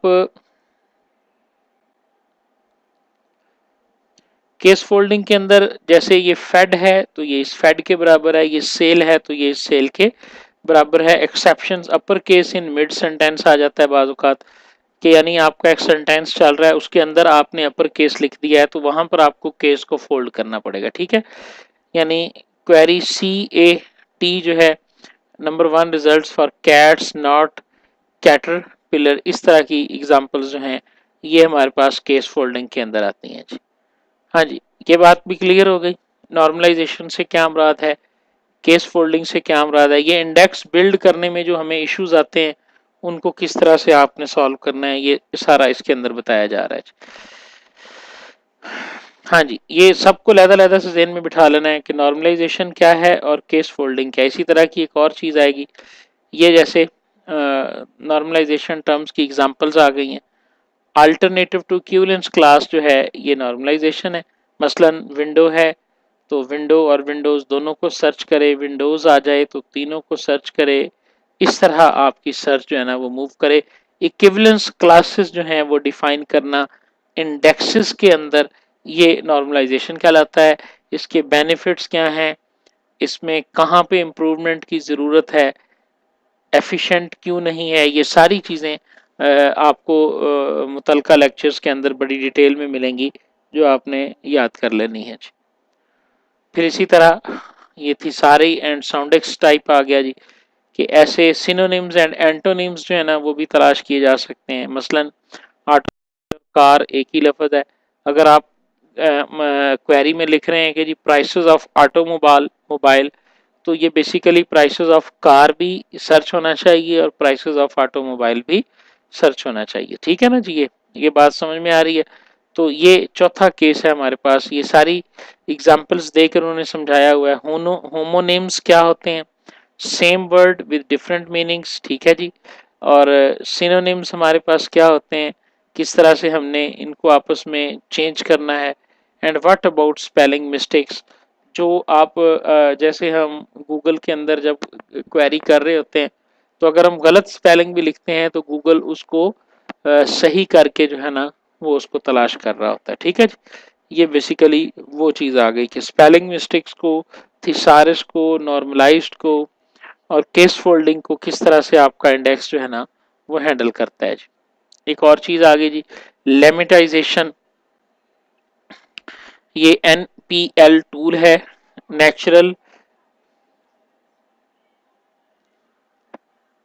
प्रोसेसिंग या लैंग्वेज, शायद ये गलत लिखा गया है, शायद NLP लिखना था, नेचुरल लैंग्वेज प्रोसेसिंग लिखना था शायद। ये एक NPL टूल है, ये डिक्शनरी और मॉर्फोलॉजिकल एनालिसिस करता है वर्ड्स का, उनकी बेस को रिटर्न करने के लिए। यानी MR इज है तो इसका मतलब बी है, कार कार्स कार्स कार्स होगा तो ये इनकी बेस कार ही बनेगा। इसी तरह the boys car are different colours, तो इसको वो the boy car be different colour, इस तरह से भी वो मीनिंग में ले जा सकता है। ठीक है जी। No change in proper nouns, Pakistan remains same रहेगा। लेमिटराइजेशन के रूल हैं ये सारे, ये सारे रूल्स आपने थ्योरेटिकल पार्ट में याद कर लेने हैं जी। ठीक है ना। implies doing proper reduction to the dictionary headword form है, मसलन लिमिटराइजेशन ऑफ सा to return C or sa depend on whether the use of token is a verb or a noun। सा एक नाउन भी है और सा सी की दूसरी फॉर्म भी है, तो किस तरह से वो इसको लिखेगा इस टोकन को, तो ये चीज मेंशन होगी वहां पर कि ये वर्ब है या नाउन है। तो यानी ये देखे ना, वो बता भी रहा है कि लिमिटराइजेशन क्या करेगा, और एंड के ऊपर वो उससे जो इशू उसके अंदर मौजूद है वो इशू भी डिस्कस किया जा रहा है। हर स्लाइड के अंदर ये चीज मौजूद है, इसके लेमिटाइजेशन से मुराद क्या है और उसके अंदर इशू कहां पे आ सकता है, ये चीज भी मेंशन की जा रही है। उसके बाद आ गया जी स्टेमिंग। ठीक है जी, ये बहुत बड़ी साइंस है, बहुत काम हो रहा है स्टेमर्स के ऊपर, टेक्स्ट स्टेमर्स बनाए जा रहे हैं। Reduce term to their roots before indexing, आपने हम इंडेक्स, आपको याद होगा कि हमारा टॉपिक जो चल रहा था वो इंडेक्स के ऊपर चल रहा था, इन्वर्टेड इंडेक्स के ऊपर। तो किसी भी चीज को इंडेक्स में डालने से पहले हमने क्या क्या करना है, स्पेलिंग मिस्टेक्स को ठीक करना है, उसको स्टेम कर सकते हैं, नॉर्मलाइज कर सकते हैं, लेमिटाइज कर सकते हैं, केस फोल्डिंग कर सकते हैं। तो ये सारी चीजें before inserting a particular word into index, ये सारा कुछ वहां पे हो रहा है। तो रूट्स में स्टेमिंग सजेस्ट क्या क्या करता है, मसलन आपके पास अगर ऑटोमेट है, ऑटोमेटिक है, ऑटोमेशन है, तो ये बेसिकली ऑटोमेट को रिड्यूस कर दे। कंप्यूटेशन है, कंप्यूटिंग है, कंप्यूटर है, तो ये सारे के सारे रिड्यूस होके कंप्यूट पे चले जाएं। ठीक है जी। इसी तरह नीचे भी उसने एक एग्जांपल दी है कि compressed and compression are both accepted as equivalent to compress, और इसी तरह ये एग्जांपल्स जो है ना वो इसके अंदर मौजूद हैं जी। समझ आ गई जी इसकी, ये जो पीछे से हमने 2 3 4 5 और 6 नंबर तक आए हैं जी। नेक्स्ट देखें जी, स्टेमिंग करने के लिए जो एल्गोरिदम है वो एल्गोरिदम है पॉर्टर्स एल्गोरिदम जी। इन सबको आपने याद करना है जी। पॉर्टर एल्गोरिदम बड़ा इंपॉर्टेंट है, इसका सूडो कोड भी आ सकता है, पॉर्टर्स एल्गोरिदम के बारे में पूछा जा सकता है। पॉर्टर्स एल्गोरिदम जो है ये स्टेमिंग के लिए यूज होता है, जो हम स्टेमर पीछे पढ़ के आए हैं। Results suggests it is at least as good as other stemming options हैं। कन्वेंशंस क्या हैं, प्लस 5 फेजेस ऑफ रिडक्शंस हैं।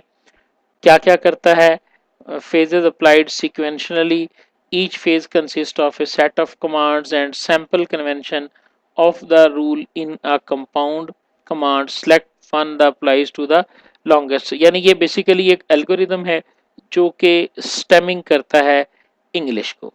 ठीक है, ये उसने कुछ 5 रूल्स इसके लिखे हैं, मसलन एस ये आ जाएगा तो इसको एस एस बना देगा, आई ई एस आएगा तो इसको आई बना देगा, ये वाला लफ्ज आएगा तो 8 बना देगा, ये आएगा तो शन बना देगा, एस तो इसको डबल में, ये उसने ऑप्शंस दिए हैं। प्रोसेस आया तो प्रोसेस में बेसिकली स्टेमर जो है वो रिड्यूस करता है ना चीज़ों को।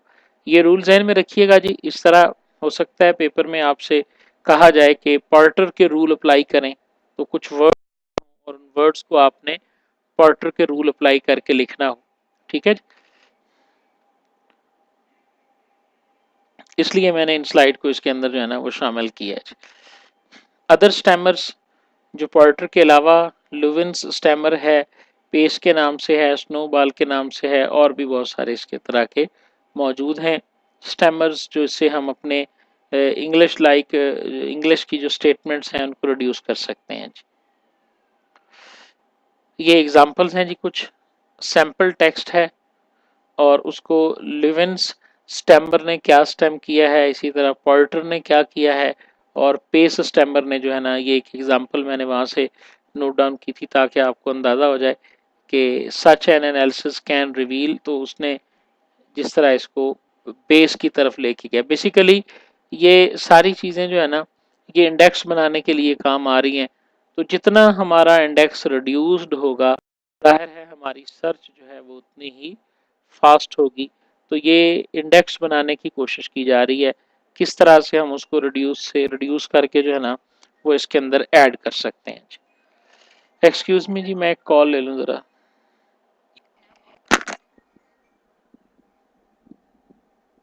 अस्सलाम वालेकुम। हाँ जी, अल्हम्दुलिल्लाह। अच्छा जी, अच्छा जी,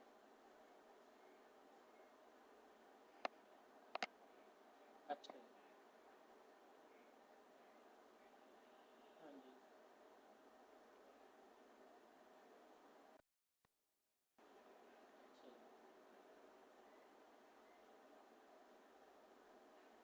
ठीक है। चलो ठीक है, मैं ये था आपने था ना कि मेरी चीज़ भी फाइनल हो गई है ना, मशवरा करके फिर वो वाला तरीका अपना। हाँ जी,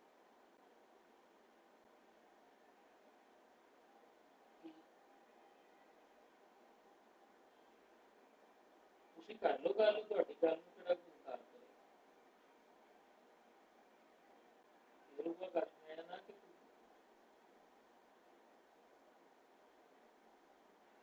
यार मेरी गल सुन, मेरी गल सुन, मेरी गल सुन, मैं मामू ਨੂੰ ਇਹ ਗੱਲ ਨਹੀਂ ਆਖ ਸਕਦਾ। ਕੱਲ ਨੂੰ ਮੇਰੇ ਤੇ ਜਦੋਂ ਕੋਈ ਮਾਮਲਾ ਬਣਦਾ ਹੈ, ਮੈਂ ਕਮ ਸੇ ਕਮ ਮੇਰੇ ਤੇ ਕੋਈ ਨਿਆਂ ਪੈਂਦਾ ਹੈ, ਮੇਰੇ ਤੇ ਕੋਈ ਗੱਲ ਆਉਂਦੀ ਹੈ, ਤੇ ਮੈਂ ਆਪਣੀ ਸਫਾਈ ਤੇ ਪੇਸ਼ ਕਰ ਸਕਾਂ ਕਿ ਮੈਂ ਉਹਨਾਂ ਦੀ ਕਿਸੇ ਵੀ ਮਾਮਲੇ 'ਚ ਕੋਈ ਹੈਲਪ ਨਹੀਂ ਕੀਤੀ ਹੈ। ਸਮਝ ਆ ਗਈ? ਤੁਸੀਂ ਗੱਲ ਕਰੋ ਉਹਨਾਂ ਦੇ ਨਾਲ, ਉਸ ਤੋਂ ਬਾਅਦ ਦੱਸੋ ਫਿਰ ਕੀ ਆਣਾ, ਕਰ ਲਓ ਗੱਲ ਉਹਨਾਂ ਨਾਲ। हाँ, करो ਗੱਲ, ਉਹਨਾਂ ਨੂੰ ਦੱਸੋ ਕਿ ਇਹ ਮਾਮਲਾ ਬਿਆਨ ਸ਼ਿਆਨ ਕਰਾਉਣ ਤੋਂ ਚਲੋ ਠੀਕ, ਉਹ ਇੱਥੇ ਹੀ ਨੇ ਹਲੇ, ਉੱਧਰ ਕਿਤੇ ਗਏ ਨੇ। चलो ठीक, ठीक, ठीक है, ठीक, ठीक।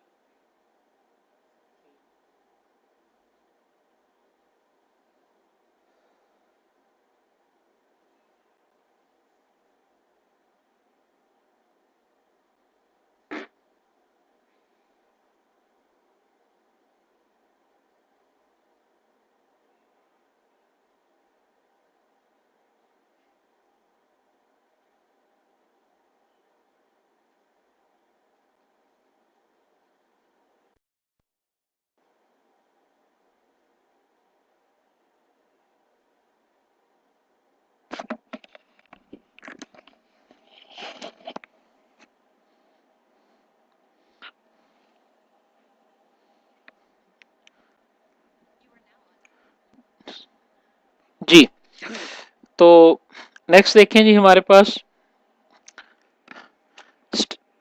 ये भी थ्योरेटिकल का एक क्वेश्चन है कि डज स्टेमिंग और लेमिटाइजेशन इंडेक्सिंग में हमारी हेल्प करता है या नहीं करता। ठीक है, परफॉर्मेंस में जैसे मैंने मेंशन किया हुआ है कि 30% परफॉर्मेंस गेन होती है हमें स्पेनिश, जर्मन और फिनिश लैंग्वेज के लिए, और बहुत सारी चीज़ें जो हैं वो हमारी स्टैमर और लेमिटाइजेशन जो है वो इन्वर्टेड इंडेक्स में हमें हेल्प आउट करता है। ठीक है जी, ये हमारे कोर्स का दूसरा हिस्सा था।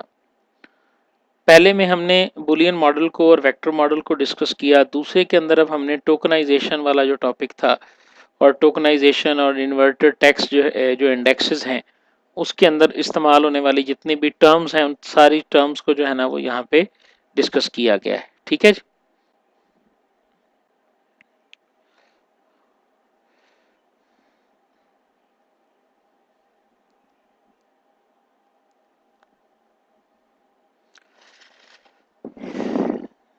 उसके बाद देखें जी, जो नेक्स्ट हमारे पास लेक्चर्स हैं वो 10, 11, 12 और 13 जो हैं, पहले इन्वर्टेड इंडेक्स की बात हुई थी, ये इंडेक्स कंप्रेशन के बारे में है।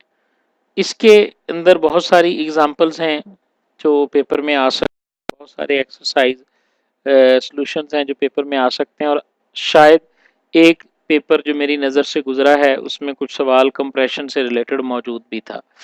ठीक है जी।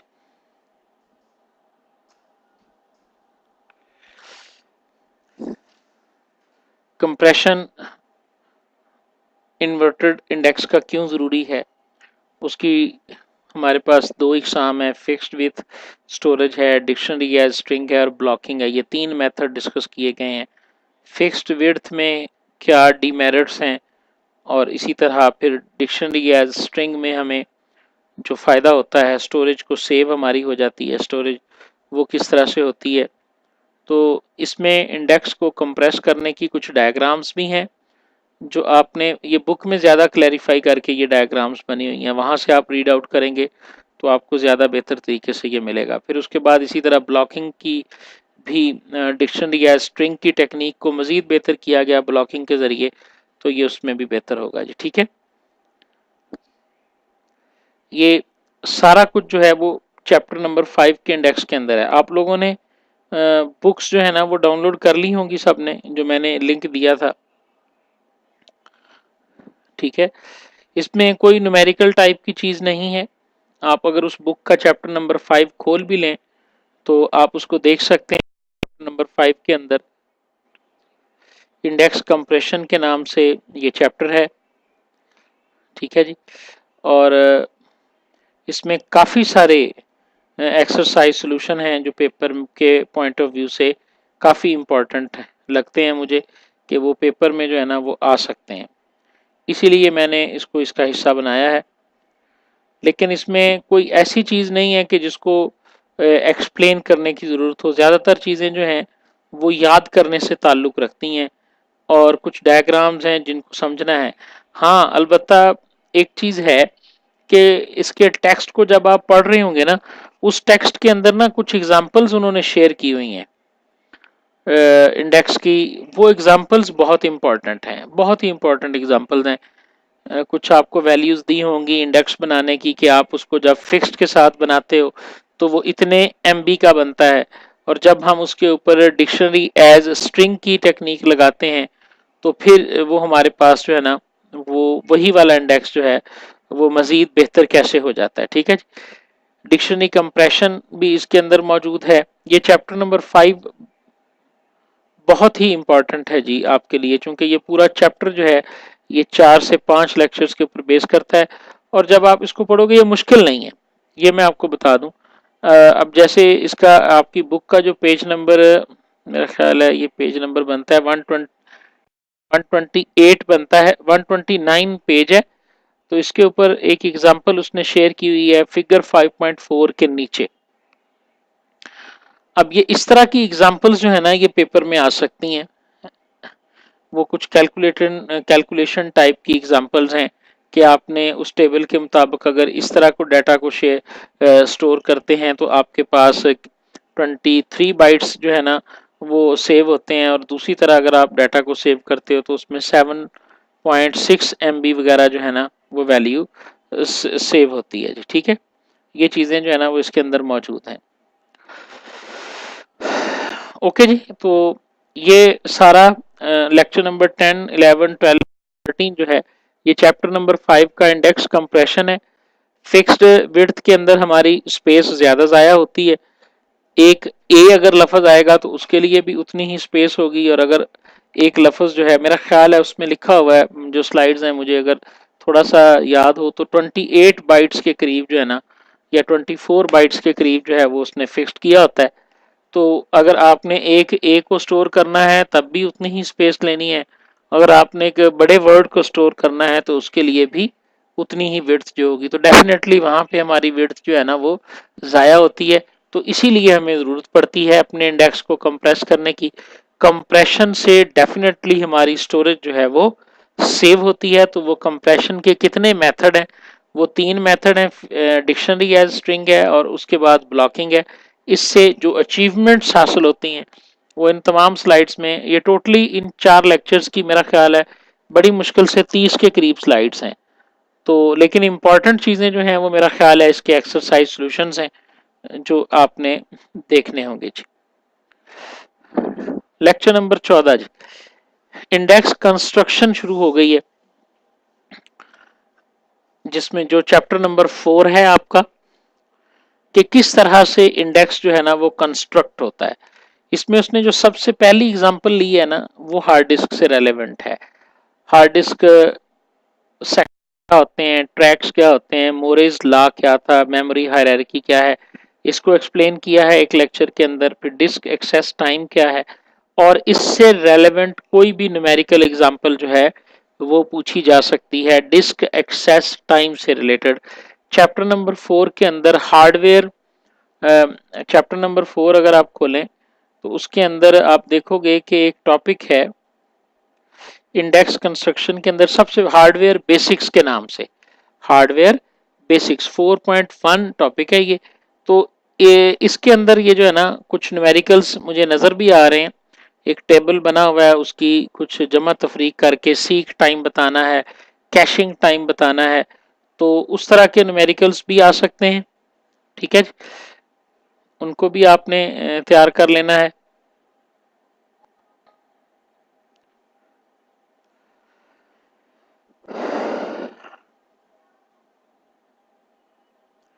ये जो डिस्क एक्सेस टाइम की हमने सब ने अपने जो है ना वो प्री कोर्सेज के अंदर ये पढ़े हुए हैं, ये जितने भी हैं ना, कोई भी इसमें से जो है वो नई चीज़ नहीं है। डिस्क एक्सेस टाइम किस तरह से कैलकुलेट करना है, प्लेट्स क्या हैं, ट्रैक्स क्या हैं, ये सारी चीज़ें जो है ना वो हमने पढ़ी हुई हैं। ठीक है जी। इसी तरह लेक्चर नंबर 15 भी हमारा चैप्टर नंबर 4 में से है, और उसकी जो इंपॉर्टेंट स्लाइड्स हैं वो मैं यहाँ पे शेयर कर रहा हूँ कि two way merge sort example वहां पर दी, इससे रेलेवेंट एग्जांपल आपके पास आ सकती है। ठीक है जी, तो ये देखें टू वे मर्ज है हमारे पास, बेसिकली ये मर्ज सॉर्ट की एग्जांपल है, मर्ज सॉर्ट की। ठीक है, ये 6 5 बेसिकली दो एंट्रियां हैं। जब हमने पहला पास किया तो हम तमाम इन एंट्रीज को ऑर्गेनाइज कर देंगे, 5 6 3 4 4 8 9 2 5 1 3। फिर हम 2 पेज रन करेंगे तो इन दोनों को मिलाएंगे और उसके साथ देखेंगे कि जो हमारे पास मिनिमम एंट्री है उसको ऊपर रखेंगे और जो उससे बड़ी एंट्री है उसको नीचे रख लेंगे। जब हम 4 पेज रन करेंगे तो उस वक्त हम दो दो को मिला के 4 पेज रख देंगे, और जब 7 पेज रन करेंगे तो ये इस तरह हमारे पास ये टू वे मर्ज सॉर्ट जो है ना वो आ जाएगा। ये आपके पास जो है ना वो इंडेक्स कंप्रेशन के लिए जो है ना इस टेक्निक को जो है वो यूज किया जाता है, two way merge sort example. ये आपके लेक्चर नंबर 15 में या 16 के अंदर से ये एक एग्जांपल है। यानी ये वो चीजें हैं जो कि एक्सप्लेन करने की जरूरत थी, बाकी आपने वहीं से जो है ना वो याद कर लेनी है जी। इसकी समझ आ गई है जी स्लाइड की कि two way merge sort example को हमने किस तरह से करना है।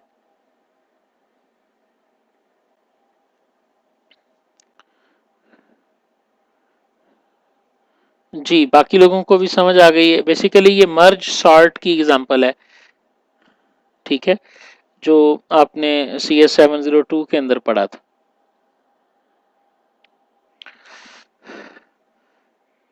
आगे जी, फिर ये एक एल्गोरिदम है single pass in memory indexing का। इसका की आइडिया नंबर 2, और उसके बाद ये देखें ये कंप्लीट एल्गोरिदम है। पेपर में अगर आएगा तो 10 नंबर का ये क्वेश्चन होगा कि SPIME इन्वर्ट का जो है वो आप एल्गोरिदम लिख दें। इस तरह के क्वेश्चन आ जाते हैं जी। ये आपको अंदाज़ा होगा, आपने एल्गोरिदम पढ़ा था ना, तो एल्गोरिदम के अंदर सूडो कोड लिखे आते रहे हैं, बड़े बड़े सूडो कोड भी आते रहे हैं। तो इस तरह का अगर सूडो कोड पेपर में आ जाएगा तो ये 10 मार्क्स का होगा, इसको आपको याद करना पड़ेगा। SPIMI इन्वर्ट एल्गोरिदम जो है, हाँ लिखने में आप इसको चेंज भी कर सकते हैं, वो आपकी मर्जी है।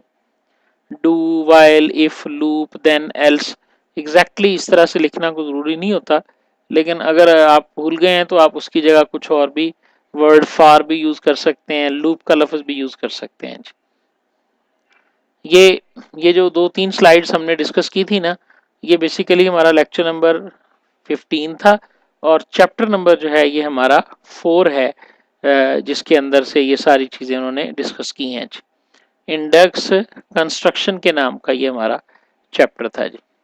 लेक्चर नंबर 16 एंड 17 जी, आपकी बुक का चैप्टर नंबर 7 है और बल्कि 7 का भी ये जो आर्टिकल बनता है ये 7.2 बनता है और उसके बाद यही टॉपिक जो है वो लेक्चर नंबर 2 चैप्टर नंबर 2 में भी है और 3 में भी है। काफ़ी मशहूर और काफ़ी इम्पॉर्टेंट टॉपिक है ये क्वेरीज के रिलेटेड जो है कि क्वेरीज कितने किस्म की हैं, फ्रेज क्वेरी क्या होती है और इसी तरह बाईवर्ड इंडेक्स क्या है, एक्सटेंडेड बाईवर्ड और पोजिशनल इंडेक्सिंग हमारे पास क्या है, प्रोसेसिंग ए फ्रेज क्वेरी ये चैप्टर नंबर 2 में है। एग्जाम्पल्स गिवन हैं, एक्सरसाइज क्वेश्चंस भी गिवन हैं और वो क्वेश्चंस जो हैं वो इससे पहले पेपर्स में आए भी हैं, जो मैंने बताया ना, जो 1-2 पेपर मेरी नज़र से गुजरे हैं उनमें ये क्वेश्चंस जो हैं ये मौजूद हैं जी। हम जो क्वेरीज लिखते हैं डॉक्यूमेंट्स को सर्च करने के लिए, उसमें आप देखें हमारे पास वाइल्ड कार्ड क्वेरीज होती हैं जिसमें हम स्टैटिक का इस्तेमाल करते हैं, हमारे पास क्वेरीज होती हैं या हमारे पास फ्रेज की शक्ल में, जिस तरह मैंने सबसे पहले नहीं एग्जांपल दी थी कि population of capital of Pakistan. Basically अब मैं ये सारी क्वेरी ही, ये पूरा फ्रेज जो है वो तलाश करना चाहता हूँ। मैं इसमें कैपिटल को या पाकिस्तान को या पॉपुलेशन को तलाश नहीं करना चाहता, ठीक है ना। तो इस किस्म की जो क्वेरीज हैं ये फ्रेज क्वेरीज कहलाती हैं। इनको किस तरह से हैंडल किया जाता है, इसमें बाईवर्ड इंडेक्स यूज किया जाता है, फिर एक्सटेंडेड बाईवर्ड इंडेक्स यूज किया जाता है, पोजिशनल इंडेक्स। इन तमाम के बेनिफिट्स, इनकी थ्योरेटिकल एस्पेक्ट्स जितने भी हैं वो सारे आपने याद करने हैं। मेरिट्स हैं, डिमेरिट्स हैं, ये थ्योरी है सारी।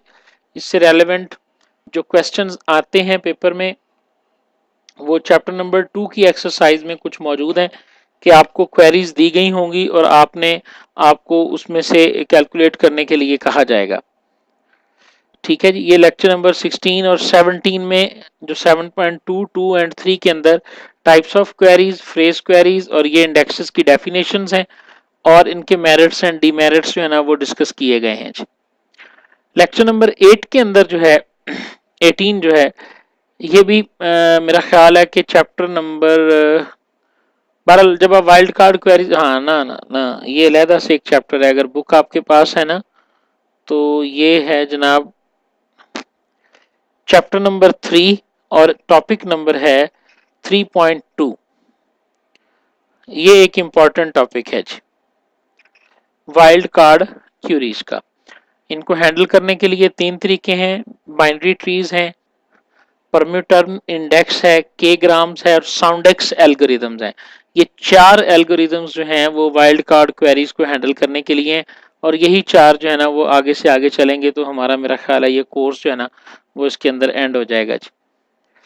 ये वाइल्ड कार्ड क्वेरी की एग्जांपल है। मसलन आपने सर्च किया सनत स्टैरिक एंड जैसर स्टैरिक जी, तो इससे क्या मुराद है कि सनत के आगे जो कुछ मर्जी हो और इसी तरह जैसर लफ्ज जो है इसके आगे कुछ भी हो, तो इसका जो ट्री बनेगा वो ये बनेगा कि हम इस लफ्ज तक आएंगे बाइनरी ट्री में और इससे आगे सारा कुछ तलाश करेंगे, जो भी आएगा वो सारा। ट्री का कॉन्सेप्ट है ना कि हम जिस नोड पे आते हैं, जब हम सनत की नोड पे पहुंच जाएंगे ना तो सनत से आगे फिर हम पूरा उसका जो लेफ्ट और राइट ट्री होगा वो सारे का सारा हम रीड करेंगे। ये हमारे पास आ जाएगा सनत स्टैरिक से मुराद। इसी तरह जैसर में भी हमारे पास ये चीज आ जाएगी, ठीक है। ये कुछ कॉन्सेप्ट हो रहा है आपको ट्री का।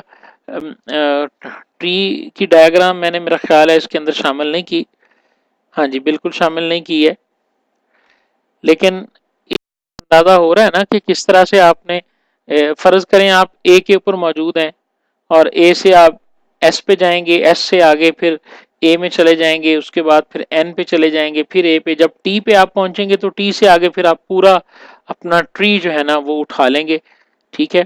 और उस तरह जो है ना वो उनको यूज करेंगे जी।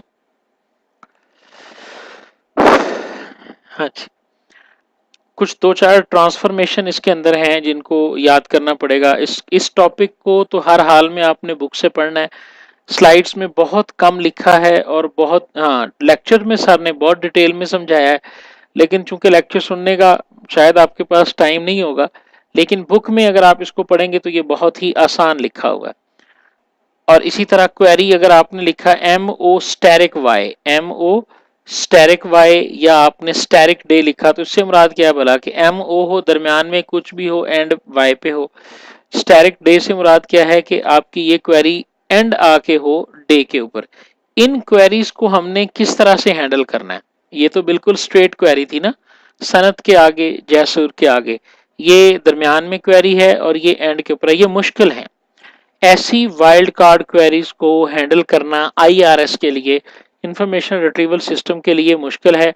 इसके क्या आगे सॉल्यूशंस हैं ये आपको उसमें मिलेंगे और आगे भी हम देखते हैं। इसी तरह एक्स है, इसमें एक डॉलर साइन है, डॉलर साइन से मुराद ये एंड सिंबल है जी, कि यहाँ पर एंड हो गया। ये डॉलर साइन से मुराद एक स्पेशल करेक्टर है। और एक्स जहाँ पे एक्स से आगे कुछ नहीं, यानी ये बेसिकली एंड एंड को शो कर रहा है, एंड ऑफ द स्ट्रिंग को शो कर रहा है ये, ठीक है। एक्स स्टैरिक को अगर आप फाइंड कर रहे हैं तो इससे मुराद ये है कि लेफ्ट साइड पे एंड होगा और आगे एक्स स्टैरिक होगा। इसी तरह ये X asterisk, dollar sign asterisk, ये देखें ये ऑप्शन उसने दी है। अगर आपके पास एक्स स्टैरिक वाई है तो आप इसको किस तरह से हैंडल करेंगे? आप वाई, उसके बाद एंड और एक्स स्टैरिक, इस तरह से आपने इसको इन्वर्ट करना है। इसका एक सर्टन रूल है कि आपने अपनी क्वेरी को जो दरमियान में स्टैरिक आ जाएगा या जो तीन वाले ऑपरेंड आपके पास होंगे उनको आपने किस तरह से इन्वर्ट करना है। वाइल्ड कार्ड क्वेरी का एक डेफिनेट रूल है।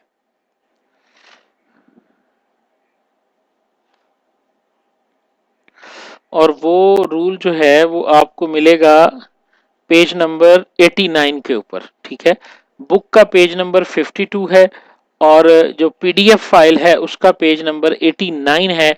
वहां पे इस रूल को बड़ा डिटेल में एक्सप्लेन किया गया है और इस तरह की एग्जांपल्स जो हैं वो पेपर में आ सकती हैं। ये देखें, ये इसने एक और, ये परमोटर्म इंडेक्स क्या होता है, किस तरह से जनरेट होता है। आपने हेलो के लिए जो है वो परमोटर्म इंडेक्स बनाना है, तो 5 इंडेक्स इसके लिए बनेंगे। हेलो डॉलर साइन, उसके बाद अब आप जो है वो एक एक करेक्टर को आगे रीड करेंगे। हेलो को आपने इसके पहले 4 करेक्टर, उसके बाद एंड किया और उसके बाद एच, फिर इसी तरह एच के साथ ई, तो 3 करेक्टर के साथ एंड। ये पांचों के पांचों जो टर्म्स हैं, अगर आप इनको सर्च करते हो वाइल्ड कार्ड में तो ये आके हेलो के ऊपर जो है ना वो एंड करते हैं। इसको परमोटर्म इंडेक्स कहते हैं, यानी 5 एंट्रीज जो हैं वो इंडेक्स में डाली जाएंगी जब आप हेलो के वर्ड को जो है ना वो जनरेट करना चाहते हैं। इसी तरह डॉलर के लिए स्पेशल सिंबल है, ये डायग्राम बना के बाकायदा बुक के अंदर समझाया गया है। और मैं आपको बता देता हूँ कि उस बुक का पेज नंबर जो है ये बनता है मेरे ख्याल में, बिल्कुल सही है जी, आपकी PDF फाइल का ये पेज नंबर 91 बनता है और बुक का जो है ये पेज नंबर 54 बनता है। बाकायदा दिखाया गया कि हेलो तक आप इन 5 परमो टर्म से पहुंच सकते हैं। वो परम्यूटेशन नहीं हमने पढ़ा हुआ था, पॉसिबल कॉम्बिनेशंस जो मैथ का था, ये बेसिकली वही है कि आप वर्ड हेलो स्टार आपने जो है ना वो सिलेक्ट किया कि हेलो स्टैरिक जो है ना वो मैं फाइंड करना चाहता हूँ, तो उससे पीछे आपकी जो टर्म्स बनेगी वो ये वाली 5 टर्म्स बनेगी, ठीक है। ये प्रोमो टर्म जो है इंडेक्स हमारे पास कहलाएगा जी। नेक्स्ट बायग्राम इंडेक्स है, ये भी उसी तरह का है, ये भी बहुत अहम है। April is the cruellest month है, इसको बायग्राम इंडेक्स के अंदर आपने किस तरह से, बाय स्टैंड्स फॉर 2 होता है, तो आप देखें जी, आपने डॉलर साइन, यानी इससे लेफ्ट साइड पे जो मर्जी हो यहाँ पे एंड हो जाएगा। पहले करेक्टर को आपने ए रखा, उसके बाद आप हर करेक्टर को 2-2 के साथ बनाएंगे, AP, उसके बाद PR, उसके बाद RI, उसके बाद IL, और जो लास्ट करेक्टर है फिर उसको L और उसके साथ डॉलर साइन लगाएंगे। आगे नया वर्ड शुरू हो गया सिंपल I के साथ, फिर IS के साथ, और आखिरी करेक्टर को फिर डॉलर के साथ। समझ आ गई जी। बाईग्राम इंडेक्स जो है वो आपने किसी भी क्वेरी का किस तरह से बनाना है, सिंपल सा है जी।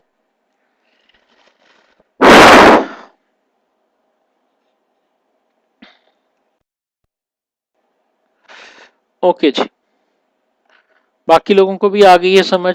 तारिक, बाईग्राम इंडेक्स आपने इस तरह से क्रिएट कर लेना है जी। ये दूसरा तरीका हो गया। तीसरा और आखिरी तरीका हमारे पास साउंडेक्स एल्गोरिदम है। ठीक है, ये थोड़ा सा लेंथी एल्गोरिदम है। ये भी आपने बहुत अच्छे तरीके से याद कर लेना है, क्योंकि कोई एक वर्ड या एक से ज्यादा वर्ड्स आपको दिए जा सकते हैं। पहली बात तो यह है कि साउंडेक्स को वैसे ही बोला जा सकता है कि साउंडेक्स के स्टेप लिख दें, तो ये 1 स्टेप, 2 स्टेप और 3 स्टेप, और उसके बाद ये 4, 5 और 6 स्टेप। ठीक है, ये तो सिंपल इसके स्टेप्स है ना, जो साउंडेक्स के एल्गोरिदम के आपने लिखने हैं। ठीक हो गया। उसके अलावा वो एग्जाम्पल दे सकता है कि हारमन को जो है वो साउंडेक्स एल्गोरिदम में आप इंप्लीमेंट करें और तमाम स्टेप्स को आप जो है ना वो वाजे करें। तो देखें, स्टेप नंबर 1 क्या है कि पहले करेक्टर को आप रिटेन करेंगे, तो H को हमने रिटेन कर लिया। दूसरा स्टेप ये है कि ये जो करेक्टर हैं A E I O U यानी वावल्स हैं, उसके बाद H है, W है और Y है, अगर ये करेक्टर्स हैं तो इनकी जगह 0 लगा दो। तो इसमें हमें वावल मिल रहा है E और A, तो हमने उसकी जगह हमने 0 लगा दिया। तीसरा हमारा क्या है कि change letters to the digits as follows. ये नंबर दिए हैं और लेटर्स दिए हैं। BFPV है तो इसको 1 बना दो, ये है तो इसको 2 बना दो, ये है तो 3 बना दो, L को 4 बना दो, MN को 5, R को 6। ये साउंडिक्स एल्गोरिदम में पहले से तय है। समझ आ रही है? ये कोई कोई फार्मूला नहीं है कि जिस फार्मूला के तहत आपने इनको बनाना है। हाँ, अगर इन्होंने ये जो करेक्टर्स की वेटेज दी है 1 और 2 और 3 4 5 और 6 की, अगर इसका कोई पेटेंट फार्मूला भी होगा तो आप उसको जो है ना वो साउंड गूगल कर सकते हैं कि साउंडिक्स में जो करेक्टर्स हैं इनको हम 0 1 2 3 4 5 किस तरह से देते हैं। समझ आ गई ना? अदरवाइज इसको आप याद कर लेंगे। ये तीसरा स्टेप हो गया कि हमने इनको करेक्टर्स दे दिए। यहां तक आपका करेक्टर्स जो है ना वो मुकम्मल हो जाएंगे। हरमन जो है ये चेंज होके H06505 बन गया। क्लियर है जी ये कैसे बना?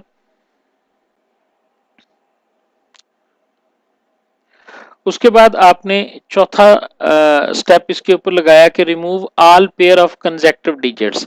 अगर कोई कंसेक्टिव डिजिट आते हैं तो उनको आपने रिमूव कर देना है, चूंकि इसमें कोई भी कंसेक्टिव डिजिट नहीं है। अगर आप देखें तो यानी 06505 है, तो ये 5वें स्टेप से निकल गया, चौथे से सॉरी निकल गया। 5वें में वो क्या कहता है कि तमाम जो जीरोस है ना इसको इसमें से निकाल दो। ठीक है, इसमें 2 जीरोस थे, हमने निकाले, तो हमारे पास जो नया कोड बना वो H655 बन गया। Pad the resulting string with trailing zeros. ठीक है जी, जीरो कोड आ दिया और हमें फर्स्ट 4 पोजीशंस जो है ना वो हमारी इस तरह से होनी चाहिए। अपर केस लेटर होगा, उसके बाद डिजिट होगा, डिजिट होगा और डिजिट होगा। तो इस तरह आपके पास जो हरमैन का लफ्ज था ये H655 में तब्दील हो गया। इसको अब जो है वो हम इंडेक्स के अंदर इस तरह से इंडेक्स को जो है ना वो जनरेट कर लेंगे। नीचे उसने ये भी लिखा है कि अगर हम हर MANN करेंगे तो उसका क्या यही कोड बनेगा? ठीक है, या कोई और कोड बनेगा?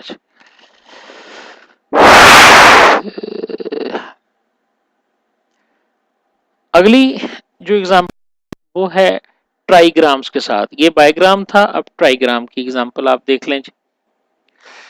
ठीक है, बाईग्राम हम इससे पीछे पढ़ के आए हैं, साउंडिक्स से पीछे जो एल्गोरिदम था वो बाईग्राम का था यानी केग्राम था। और अब लास्ट जो एल्गोरिदम है वो हमारे पास है ट्राईग्राम्स के नाम से। इसमें देखेंगे नवंबर है, नवंबर को हमने 3 3 डिजिट में NOV, उसके बाद OVE, उसके बाद VEM, उसके बाद EMB, फिर MBE, फिर BER। ये हमारे पास बन गए 1 2 3 4 5 एंड 6। इसी तरह दिसंबर को हमने बनाया, दिसंबर भी बन गया। ठीक है जी, अब इनमें तीन जो है ना वो ओवरलैप कर रहे हैं, जो लास्ट वाले तीन ब्लू कलर में दिखाए हैं। 6 जो हैं वो उसके बगैर हैं। तो how can we turn this into a normalized measure of overlap? इसके लिए हम इसके ऊपर जैकर्ड कॉफिशेंट की प्रॉपर्टी लगाएंगे जो हम पीछे पढ़कर आए हैं। जैकर्ड कॉफिशेंट क्या होती है कि H intersection X intersection Y divided by X union Y. तो एक्स इंटरसेक्शन वाई का मॉड लें तो ये है तीन, तीन आइटम्स उसके अंदर मौजूद हैं। एक्स यूनियन वाई में 9 आइटम्स मौजूद हैं, तो 3/9 करेंगे तो ये हमारे पास 1/3 जो है ये नॉर्मलाइज्ड आ जाएगी। एंड ऑलवेज ये वैल्यू 0 और 1 के दरमियान रहेगी जी।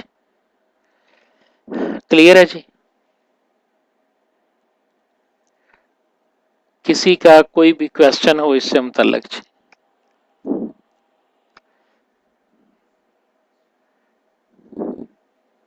So thank you very much and best of luck for CS726। सारा कुछ आपकी तरफ से दानिश कदा की फैमिली और दानिश कदा के प्लेटफॉर्म से था। ठीक है जी। आई होप्स के इससे यकीनन आपको कोई ना कोई हेल्प ज़रूर मिलेगी और एक ओवरव्यू आपके दिमाग में आ गया है कि हमारा सिलेबस कितना है और उसमें हमने किस तरह से प्रिपेयर करना है। तो इंशाल्लाह दुआओं में याद रखिएगा जी। अल्लाह हाफिज़।